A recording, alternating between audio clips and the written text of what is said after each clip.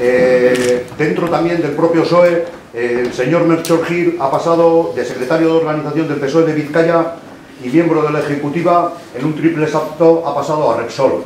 Tengo también por aquí. Loli de Juan perdió las elecciones para alcaldesa en Basauri y ha encontrado acomodo como directora en Metro Bilbao. Alba Cañadas no logró ser concejala en Vitoria-Gasteiz, pero ha sido nombrada asesora de Pilar Unzalu en Medio Ambiente y Agricultura. Entonces, entendemos que cuando se dan casos como los que se dan y así, nos parece que a veces se toma un poco el pelo a los desempleados y a la ciudadanía en general. Muchas gracias.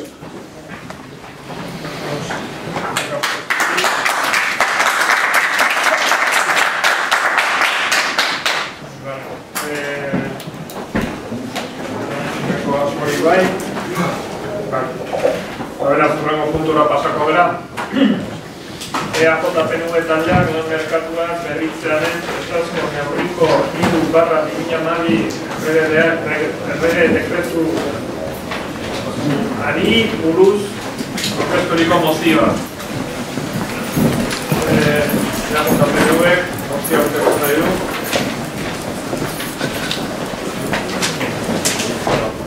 Nuestro grupo presenta esta moción con el ánimo de hacerle al Gobierno central que la reforma laboral aprobada conlleva una regresión en las relaciones laborales, recorta derechos básicos y dota a los empresarios de mayores facilidades para el despido de sus trabajadores, a la par que interfiere en las capacidades y en el ámbito de decisión vasco.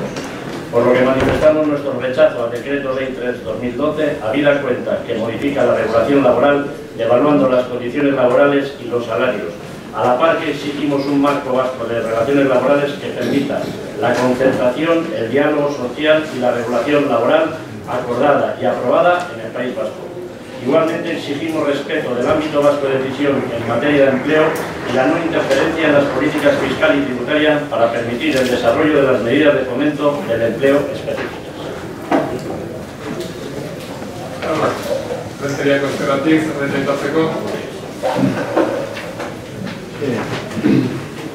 Evidentemente que enmarcar el decreto ley 3/2012 sobre medidas urgentes de reforma laboral en el contexto de la crisis económica.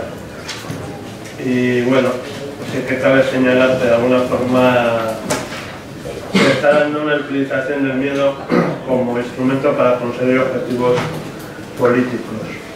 El miedo suele dejar paso en el discurso a lo inevitable de las medidas cuando se creen presentar además como las únicas inevitables e imprescindibles para abordar la situación. En este sentido, decir que las medidas aprobadas por el Gobierno el pasado 10 de febrero lo único que suponen es convertir en ley las medidas que la patronal ha venido reclamando en sus arenas y discursos más rancios por parte de sus portavoces más combativos. Evidentemente con este decreto hay unos que ganan, ya lo he señalado, y por lo tanto algunos ganan, otros perdemos. Y evidentemente entre los que perdemos estamos el resto. Esta reforma, entre otras cosas, va a dejar en la calle a miles de trabajadores y trabajadoras porque facilita y abarata el despido, y esto no lo decimos nosotros solos, sino que el propio presidente del Gobierno, Mariano Rajoy, decía que en 2012 va a haber más desempleo, por lo cual evidentemente reconoce el fracaso inicial de sus medidas. Evidentemente debilita la negociación colectiva y es en manos de la patronal modificar todas las condiciones de trabajo de la clase trabajadora. Evidentemente esto supone una degradación absoluta de las condiciones laborales de dicha clase trabajadora y asimismo también abre la puerta al despido de muchos empleados públicos a la vez que busca la prestación forzosa por parte de parados y paradas de una serie de servicios. Antes señalaba, y creo que vamos a coincidir en la frase base, una frase que más o menos viene a decir porque fueron somos y porque somos serán. Evidentemente yo pienso que esta frase de alguna forma resume bien la historia del movimiento obrero y a la hora de decir que somos, entre otras cosas somos porque muchos y muchas lucharon en su momento para que las cosas fueran de una forma y no de otra. y evidentemente somos, porque nos toca luchar para que quienes nos sigan no vuelvan a vivir lo que vivieron los que sucedieron antes. Por eso creo que el jueves 29 la huelga general convocada hace falta, y por eso creo que el jueves 29 hay que hacer huelga general. Es un paso que debemos a los que fueron y es un paso que debemos a los que serán. En relación en concreto a la moción presentada por el Partido Nacionalista Vasco, sí que pedir como grupo que se vote punto por punto, y lo único que por mi parte hacer la apreciación de que si bien cabe defender el ámbito vasco frente a Madrid, fundamentalmente hay que defenderlo frente a Bruselas, que hoy es donde se diseñan las políticas neoliberales que dan paso a medidas legales como la reforma de la responsabilidad.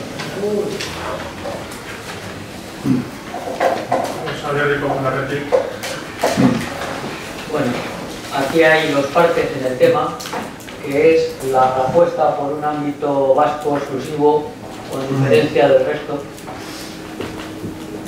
Sería decir que sí, tanto como aceptar que la calidad del trabajador vasco, sus condiciones laborales o profesionales son distintas y merece otro tratamiento distinto del trabajador de cuenta. O sea que es claramente injusto desde el punto de vista laboral. Eso no nos gusta. Hay una ordenación que es la que es, que además es correcta y funciona bien, y estamos por eso. Y luego voy a contar lo que pienso de lo que dice el señor Ferradas, que ya me lo esperaba, y para eso me he traído un informe de Confebask, que lo tengo aquí, y voy a leer un par de parrafitos, poquita cosa, solo el principio. Y dice: la reforma que aborda el Real Decreto Ley 3/2012 tiene las características y profundidad de la que hizo Alemania en 2003-2004 y que le permite el actual nivel de desarrollo y empleo. Esta es la reforma que había que haber hecho hace 10 años con la entrada en el euro, porque se enfrenta por primera vez a la raíz de los problemas del mercado de trabajo en España y por ende en Euskadi. España, más que una crisis financiera, sufre una crisis de competitividad puesta en evidencia y agudizada por una crisis financiera. El problema de la economía española es una cuestión de modelo productivo y después de que las empresas españolas soportan un enorme desequilibrio interno que arrastran desde la transición y que ha lastrado su competitividad. Del franquismo se hereda una superprotección de la persona trabajadora, que supongo que se refería a eso el señor Ferradas, que quería ser sustitutoria de la falta de libertad sindical. No es verdad que durante el franquismo los trabajadores no tuvieran derechos, al contrario, los tenían desmesurados. Por ejemplo, prohibición lisa y llana del despido. Lo que no tenían era libertad de asociación sindical. Con la transición se intenta acercar al sindicalismo a los pactos de la Moncloa y en definitiva al reformismo, y para ello se les concede esta combinación: la hiperprotección franquista, que lo único que tenía de diferente era que en vez de prohibirse el despido se hacía imposible, y la libertad de asociación sindical. El resultado es demoledor para las empresas, que se encontrarán con el siguiente panorama: plantillas protegidas contra el despido no ya por la inconstitucional prohibición del mismo, sino por la indemnización cuantiosa, contra la flexibilidad interna y la movilidad funcional, geográfica y de condiciones de trabajo a través de ultraactividad de los convenios y la necesidad de consentimiento a las propuestas empresariales, y protegidas contra la inflación a través de la indexación de los salarios al IPC. Esta situación ataca al punto de protección de la competitividad empresarial en dos puntos básicos. Somete a las empresas a un aumento consistente y sostenido de costes derivada de la espiral de precios-salarios. Punto a punto y año a año, las empresas españolas van acumulando respecto a sus competidoras unos diferenciales de coste que a partir de la entrada en el euro lo van a ser inferiores.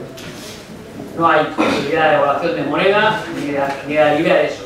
Y el segundo punto de incidencia si cabe más demoledor, porque ¿qué priva? O cuando menos limita a las empresas españolas la potencialidad de la herramienta de competitividad más valiosa en el mundo, que cambia: la capacidad de adaptación rápida. Están encorsetadas por unas negociaciones laborales fijas que no dependen de ellas. Los costes y la rigidez son el corsé fundamental de la competitividad de las empresas españolas. Bueno, nosotros pensamos que esta huelga general es nefasta, porque es inoportuna, injusta, irresponsable, insolidaria, con poca decencia, manipuladora, hipócrita, radical y negativa. Los sindicatos son para los trabajadores y no al revés.